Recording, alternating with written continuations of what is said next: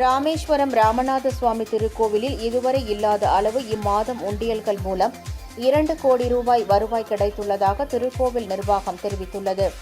உலக புகழ்பெற்ற ராமேஸ்வரம் ராமநாத சுவாமி கோவிலுக்கு தொடர் விடுமுறை காரணமாக ஆயிரக்கணக்கான பக்தர்கள் வருகை தந்தனர். அப்போது கோவில்களில் வைக்கப்பட்டிருந்த உண்டியல்களில் பக்தர்கள் செலுத்திய காணிக்கைகளால் அவை நிரம்பி வழிந்தன. இதையடுத்து கோவில் உண்டியல்களில் பக்தர்கள் செலுத்திய காணிக்கை பொருட்களை கணக்கிடும் பணி இணை ஆணையர் செல்லத்துறை தலைமையில் நடைபெற்றது. இதுகுறித்து கோவில் நிர்வாகம் வெளியிட்டுள்ள செய்திக்குறிப்பில், உண்டியல் காணிக்கை மூலம் 2,09,80,000 ரூபாய் பணம், 85 கிராம் தங்கம், 5 கிலோ வெள்ளி, 111 வெளிநாட்டு நாணயங்கள் ஆகியவை வருவாயாக கிடைக்கப்பெற்றுள்ளதாக தெரிவிக்கப்பட்டுள்ளது.